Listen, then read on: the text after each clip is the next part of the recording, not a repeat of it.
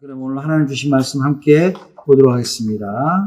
사도행전 3장 1절로부터 10절 말씀입니다.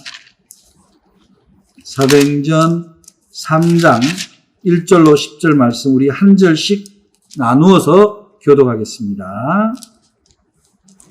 제9시 기도 시간에 베드로와 요한이 성전에 올라갈새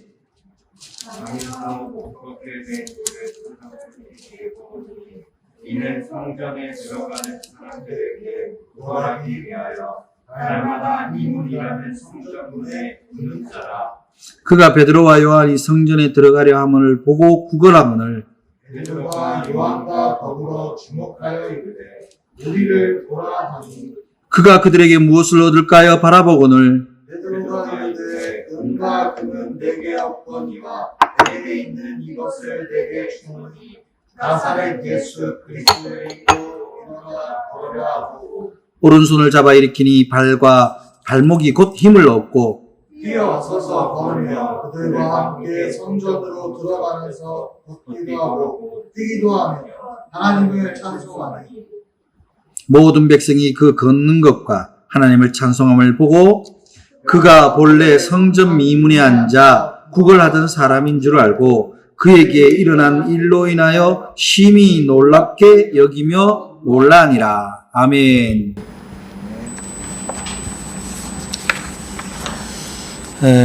오늘 말씀 주제를 제가 어떤 습관으로 살 것인가로 정했습니다. 오늘 예배당 예배 드리는 분들 한 목소리로 또 영상으로 드리는 분들도 한 목소리로 한번 해보겠습니다. 오늘 예배 주제입니다. 시작. 어떤 습관으로 살 것인가. 그저께 이제 사경에 영상 자료를 찍는 것 중에 제가 여기서 영상으로 어느 학교를 할 수는 없고 모 대학에서 직원들 업무 역량 교육에 제가 특강 강사를 맡았는데요. 저한테 이제 문학을 통한 인문학 강의를 부탁을 받아서, 그래 지금 다 비대면이잖아요. 비대면으로 강연 영상을 우리 김철희 PD가 촬영을 해 주는데, 거기에 내용이 이제 문학 가운데서도 어떻게 우리가 행동할 것인가, 그런 내용, 특히 관계 속에서 어떻게 행동할 것인가에 대한 제가 내용 중에 인용한 글이 바로 습관에 관련된 내용이 있었어요. 근데 그것을 전하는 순간, 하나님이 저한테 영감을 주시기를, 이번 주일에 우리 성도들이 올 한 해 삶의 습관을 어떻게 건강하게 이루어갈 건가를 전해야 되겠다, 그런 마음속에 영감을 주셨어요. 거기 내용 중에 이제 이런 내용이 있습니다. 인생에서 먼저 지켜야 할 5가지가 있다고요. 이 말을 마가렛 대처가 얘기했다는 설도 있고 다른 사람이 했다는 이야기도 있는데, 출처가 정확하게 누가 먼저 말했는지는 모르지만 굉장히 중요한 내용이에요. 이렇습니다. 인생에서 먼저 지켜야 할 5가지. 첫 번째가 생각을 조심하라. 그것이 너의 말이 된다. 여러분 많이 들어봤죠? 그 다음 두 번째가, 그러면 생각을 조심해야 돼. 생각하는 대로 말하니까. 그러면 그 다음엔 말을 조심해라. 그것이 너의 행동이 된다. 세 번째는 그렇다면 행동을 조심해라. 그것이 너의 습관이 된다. 행동이 습관이 된다는 거예요. 근데 습관은 그 다음에 뭐가 되냐면, 습관을 조심해라. 습관은 곧 너의 인격이 된다. 습관이 인격이 되는 거예요. 요구하는 사람은 요구하는 습관이 그의 인격으로 나타나는 거고, 이기적인 뭐든지 자기가 먼저 가져가야 되는 사람은 그것이 저 사람의 인격이 되고, 뭐든지 베푸는 사람은 그 사람의 그것이 인격이 되고, 뭐든지 인내하는 사람은 그 사람의 인격이 되고, 뭐든지 예의 바른 사람은, 그러한 습관인 사람은 그것이 그분의 인격이 되잖아요. 그래서 인격을 조심해라. 그것이 너의 운명이 된다. 그리고 그것 뭐예요? 행동은 습관을 갖고 습관이 인격이 되는데 인격이 곧 운명이라는 거예요. 그러니까 올 한 해 아니 지금까지 내가 살아온 삶의 습관, 그 습관은 곧 나의 인격이다라는 거죠. 올 한 해 여러분들이 이제 새해가 이제 한 달이 다 지나가는데 하나님 앞에 이런저런 기도를 할 겁니다. 소원하는 것이 있을 거예요. 하나님 제게 뭐뭐가 이루어지게 해주세요. 어떤 일이 일어나게 해주세요. 그런 것도 중요한데 오늘 여러분들이 말씀을 통해서 이 요한과 베드로가 성전 미문 앞에서 일어난 이 사건의 모습을 통해서 여러분은 어떤 패턴의 인격자냐, 어떤 패턴의 신앙인이냐를 깨달아서 좋은 습관을 이룰 수 있는 2021년. 그래서 좋은 습관이 이루어져서 내 안에 정말 좋은 인격, 그리스도의 인격이 내 안에 있는, 그래서 그것이 나의 삶이 되고 운명이 되는 그런 것을 소망하는 그런 2021년이 되기를 부탁을 드려요. 그래서 습관이 인격이 된다는 것은 굉장히 주목할 만한 이야기잖아요. 습관이라는 건 뭐예요? 습관이라는 건 어떤 주위 환경이나 어떤 자극에 영향을 받아서 나타나는 행동인데 그 행동이 반복되는 것이 습관이에요. 그래 반복되다 보니까 어떻게 하냐면 그런 비슷한 환경만 나타나면 반사적으로 그 행동이 일어나고 비슷한 자극만 나타나도 반사적으로 그 행동이 일어납니다. 그것이 습관이에요.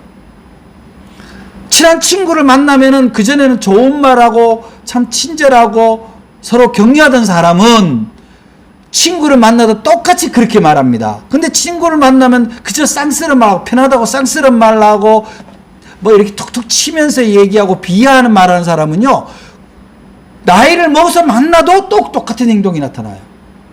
그렇습니다. 그래서 어린 시절에 행동의 습관이라는 게 굉장히 중요하거든요. 그래서 유아 교육을 담당하거나 아동 교육을 담당하는 모든 선생님들은 진짜 엄청난 사실은 책임감을 갖고 그 일을 해야 될 것 같아요. 그래서 습관이라는 건 선천적이라기보다는 후천적으로 어떤 환경이나 자극에 의해서 일어나는 거기 때문에 그것이 습관이 딱 돼버린 순간에는 어떤 문제가 생기냐면 비슷한 상황, 그게 아닌데도 불구하고 비슷한 상황만 보더라도 그냥 그 반응이 그냥 일어나는 거예요. 그 행동이. 뭐 상처를 받아서 그러한 현상 비슷한 그런 소리만 들어도 막 반응이 일어나는 걸 우리가 트라우마라 그러잖아요. 그런데 이제 그런 어떤 심각한 것도 있지만 병적인 심각한 것도 있지만 일반적인 생활 습관 속에서도 우리는 어떤 그런 반응이 나타나는 습관들이 있습니다. 신앙생활도 어떻게 보면은 막 시작할 때, 막 교회 나와서 막 시작할 때 사실은 그 인도해 주는 사람이 누구냐에 따라서 굉장히 영향을 많이 받는 것 같아요. 또 그 교회가 어떤 교회냐도 굉장히 영향을 많이 받고요. 그래서 그런 막 시작할 때 아이들이 자랄 때 습관이 중요한 것처럼 신앙도 막 자랄 때 중요하다. 막 기복에 집중된 막 자기 복을 오로지 바라는 자기를 내어놓기보다는 자기한테 축적되는 것을 복으로 이해하는 그런 것으로 계속 신앙이 훈련이 되거나 그렇게 자극을 받아왔다면 결국 그렇게 갈 수밖에 없는 거죠. 또 그 신앙 공동체 안에서도 지극히 자기네들끼리만의 어떤 말하자면 소조의 쾌락, 소조의 이기심을 강조하는 우리 교회가 최고야, 우리 목사님 최고야. 뭐 좋아하는 거야 좋아할 수 있지만 그래서 굉장히 배타적이고 다른 사람하고 소통이 제한되는 그런 훈련을 받게 되면은 결국은 우리가 신앙을 갖고 있는 거는 예수 그리스도 안에서 자유를 얻고자 하는 건데 오히려 자유를 제한시키는 어떤 것 때문에 잘못된 신앙 습관 때문에 자유가 제한되는 거예요. 그래서 이렇게 왜 우리 마마보이 그러잖아요. 성장했는데도 불구하고 나이가 20대 30대 됐는데도 뭐든지 엄마가 가르쳐 주지 않으면, 엄마하고 얘기하지 않으면 불안한. 그래서 심지어 뭐 취직을 하는데 입사 원서를 하는데 엄마가 그 옆에까지 따라와서 막 원서 내는 거 챙겨주고, 그쯤 되면은 그건 정말 어려운 거죠. 그런 것처럼 우리들의 신앙도 굉장히 든든하게 서야 되거든요. 그래야 우리가 사회생활 속에서도 이런 코로나19라는 감염병 사태 속에서도 우리의 신앙이 흔들리지 않는 거죠. 교회를 못 나오는 것 때문에 신앙이 흔들린다라면 그건 굉장히 유약한 거죠. 잘못된 습관인 거예요. 우리가 신앙생활을 하는 주일날 예배를 드릴 가장 중요한 것은 일주일 동안의 예배를 지탱하기 위한 에너지원을 우리가 공동체 속에서 얻는 거지, 주일날 예배 안 드렸다고 해서 일주일 동안 다 무너져 버린다 그러면 그거는 굉장히 잘못된 거죠. 그래서 우리가 그리스도인이라는 거는, 성도라는 거는 그냥 단순히 나 교회 다닌다 그리고 액세서리로 십자가를 들고 다니는 게 아니라 주일날만 그냥 성경책 들고 옆구리 끼고 그냥 오는 게 아니고 어떤 거예요? 거룩한 습관이 날마다의 삶에서 나타나는 사람이죠. 그것이 그리스도인의 인격이 되는 거예요. 그래서 예배 생활과 신앙 생활이 차단되어 있고 멀어졌다는 것은 그만큼 그리스도인의 인격으로부터도 멀어져 있다는 것이 되는 거예요.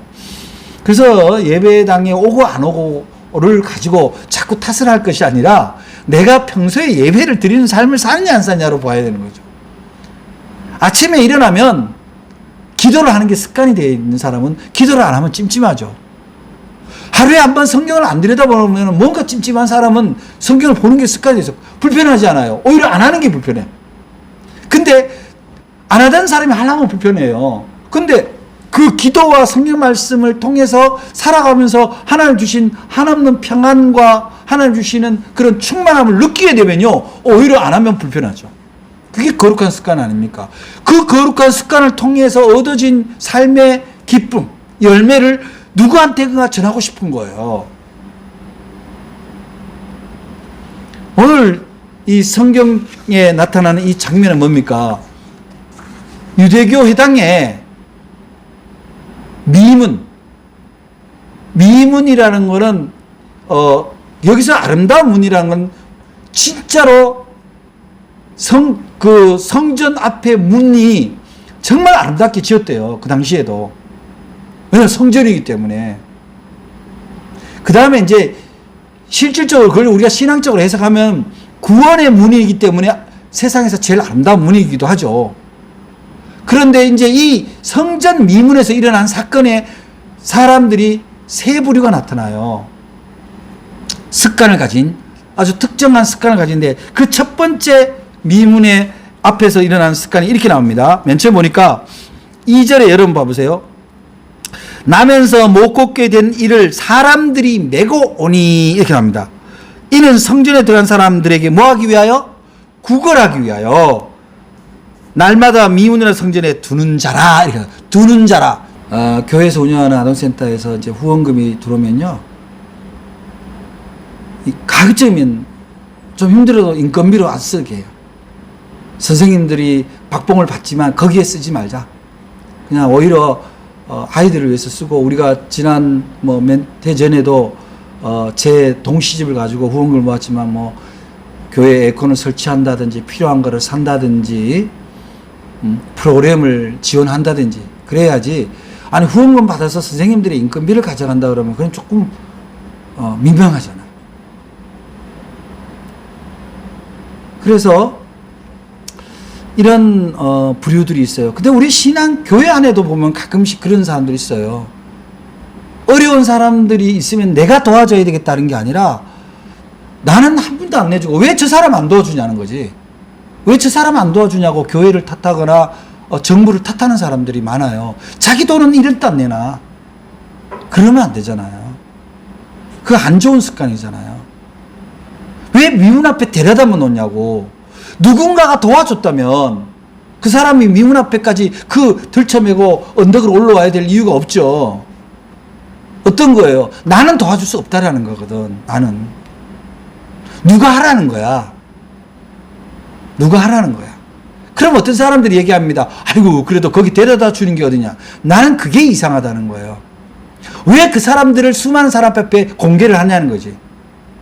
거기에는 자기 데려다 놓는 사람들의 다른 의도가 있었을 것이다.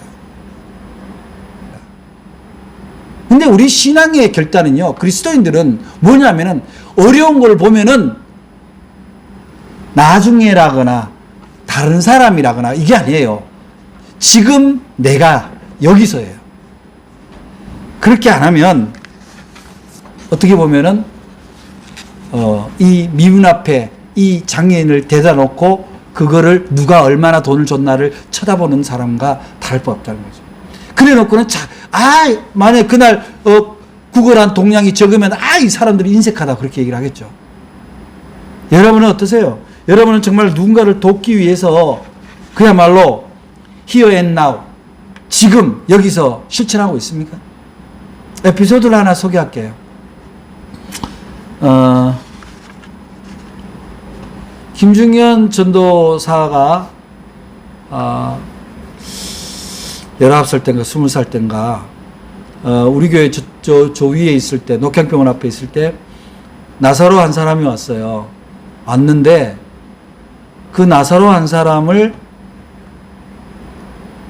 위에서 라면을 끓이고 밥을 뜨고 김치를 챙겨서 한 상을 정성스럽게 차려줬어요. 그렇게 차려주는데 제가 그때 오히려 내가 믿음이 부족했던 것 같아요. 이 아이가 그걸 보고 제가 그 나사로 먹고 간 다음에 제가 얘기했어요. 야, 그 사람이 어떤 사람인 줄 알고 그렇게 그 안에다 드리고 교회 식당에 드리고 또 밥을 탁 해서 챙겨서 이렇게 먹이냐, 주의를 해야 된다라고 얘기했던 것이 기억나요. 지금 생각하면 오히려 아들보다 못한 아버지인 거죠, 사실은.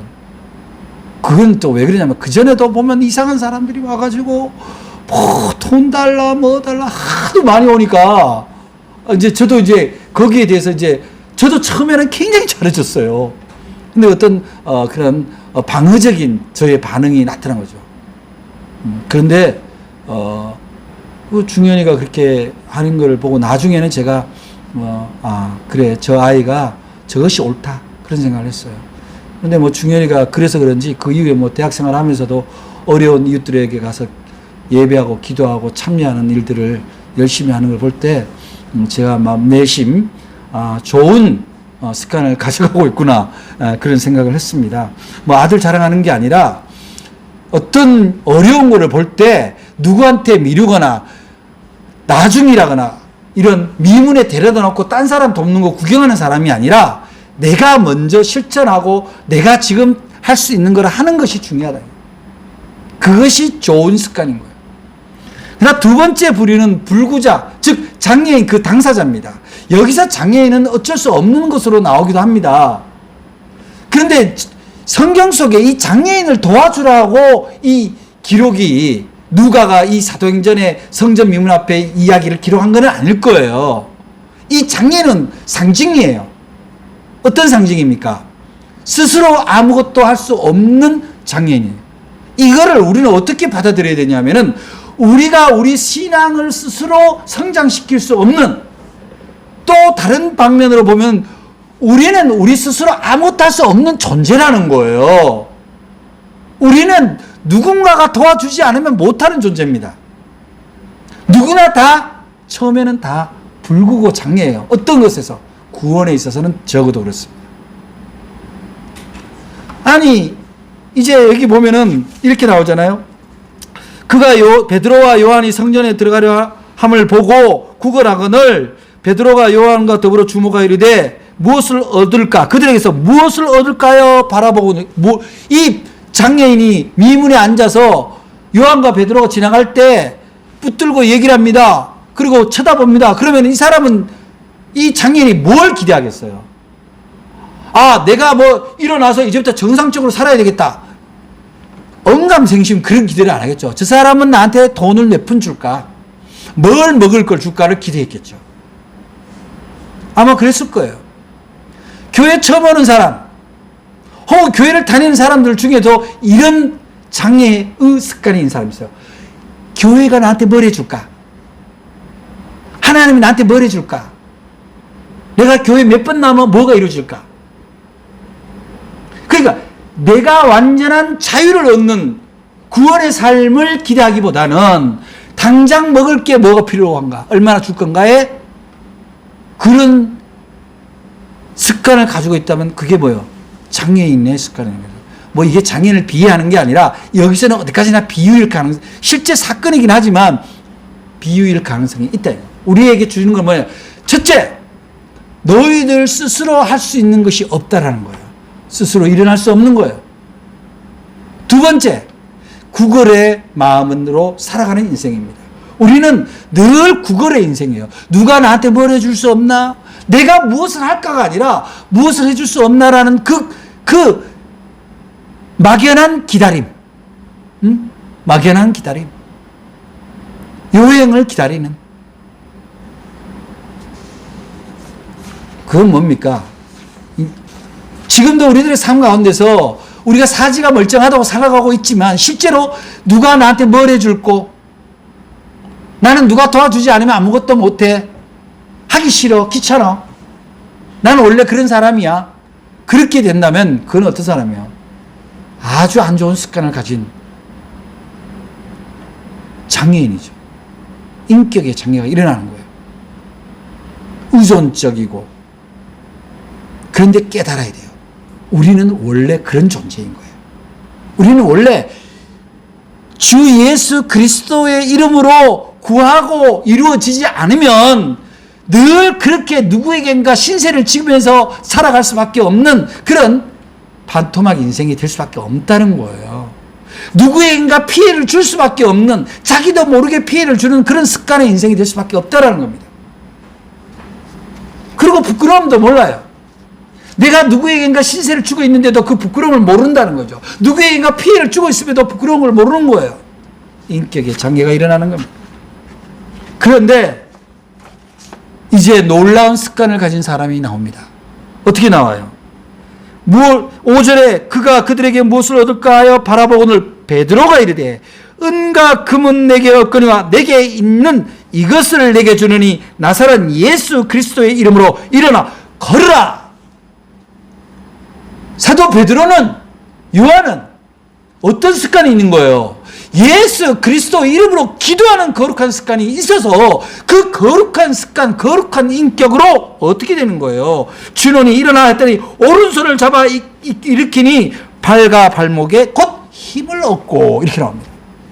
여러분은 그런 거룩한 습관을 가지고 있냐는 거예요. 누가 힘들어할 때, 도움을 요청할 때 내한테는 없지만 예수 그리스도 이름으로 내가 구하겠다.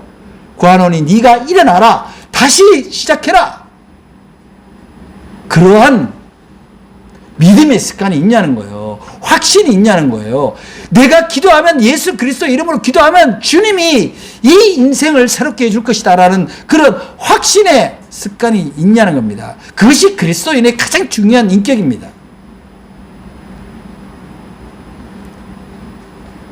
또 하나가 있죠. 오른손을 잡아 일으키니 이렇게 합니다. 성경에서 그냥 손을 잡아 일으키지 안 하고 왜 오른손을 잡아 일으키니 이렇게 나올까요? 주님이 그런 얘기하죠. 너희들이 남의 것을 탐냈던 것이 있으면 손목을 자르고 보지 못해야 될 걸 봤으면 내 오른눈을 빼라 이렇게 나와요. 오른눈을 빼라고 그래요.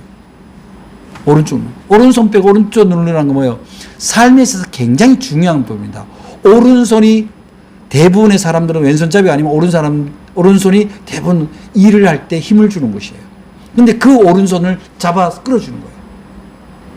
끌어서 일으켜주는 것까지가 습관인 거예요. 거룩한 습관. 기도를 할 뿐만 아니라 어떻게 하는 거예요? 앉아있는 일을 이렇게 세워주는 일까지. 그래서 네가 설 수 있다는 걸 보여주는 거. 우리 그리스도인들이 가져야 될 습관은 바로 이렇게 거룩한 습관입니다. 예수 그리스도 이름으로 기도해 주는 습관. 아멘 하시기 바랍니다.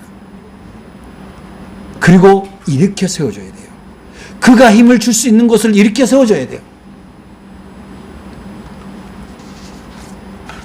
여기 오늘 첫 절에 보면은 3장 1절에 보면 제9시 기도 시간에 이렇게 나옵니다.